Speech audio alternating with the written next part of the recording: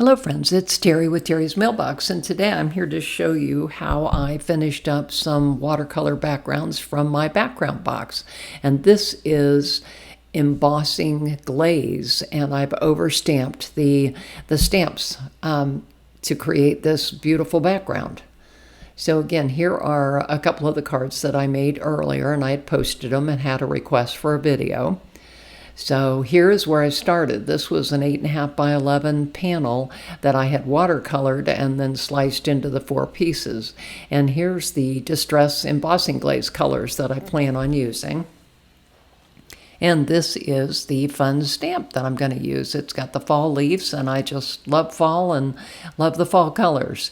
So the first thing I'm doing is I'm stamping them with embossing glaze. So again, I always kind of start in the middle of this to make sure that I've got good coverage. So after stamping them, what you need to do is to add some embossing glaze. And again, I just kind of picked random colors and overlap them. So it's important to empty the remaining glaze back into the jars, otherwise you're going to end up with a party mix. So, and again, I don't want a party mix, so I want to keep the colors separate. So after each inking and embossing, I put the embossing powder back into the jars. So you can see here I'm kind of starting the overlapping process here. And again, it's just using the acrylic block and just Versamark ink, and then just adding the embossing glaze, again trying to make sure that I have the colors separated out over the entire card base. So again, we'll add some more here. I think I'll do green because I've got yellow right there in the middle. This is just too much fun. So again, put that embossing glaze back in the jar before you heat emboss. So again, as you can see, the leaves are starting to overlap each other, and because they're all different colors on that background, I think it just adds a whole lot of interest to this background. So again, you can see here I'm almost full. I'm kind of working on the, the fill-in parts, just trying to be sure that I've got total coverage. So again, just working on filling in the blanks here. So trying to decide what color, and just adding. Obviously, I've got brown right there. I don't want to put brown on top of it, so we'll go ahead and pull another color. So let's go green. I just thought this was a fun process, and I was really happy with the way the cards turned out. Looks like I still have a couple of blanks there to the left that I need to work on. But again, it was an easy process. I started with the larger stamps and then moved on into the smaller stamps. So again, there I've got the small stamp out, and we're just kind of, again, just filling in those blanks near the edges. I pretty much have it covered, but we'll go ahead. And so once I did that, then I went ahead and trimmed it with my Decal Edge trimmer. I love this thing.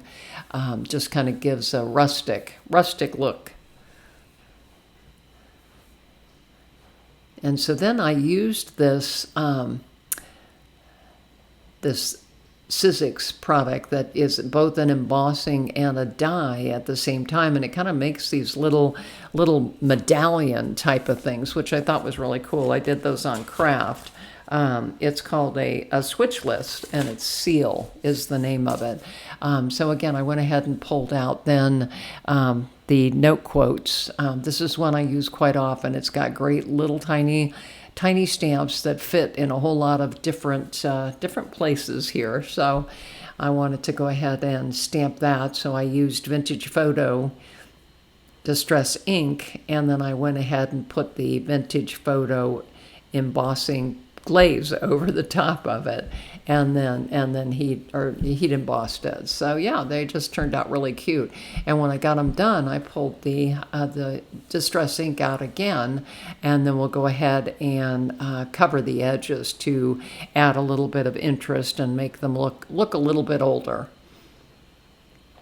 So that's what I'm going to work on here now.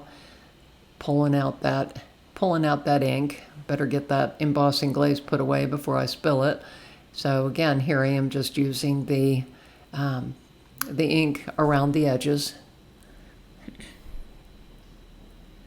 So I like the dimension that it adds when you just kind of add that little extra bit of ink there. Too much fun.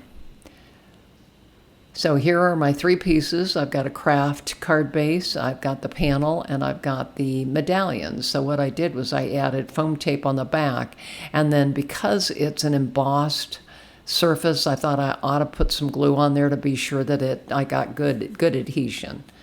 So again, here are the 2 stamps that I got, or 2 cards I got done. So I hope you've enjoyed my overview. And again, please come follow me.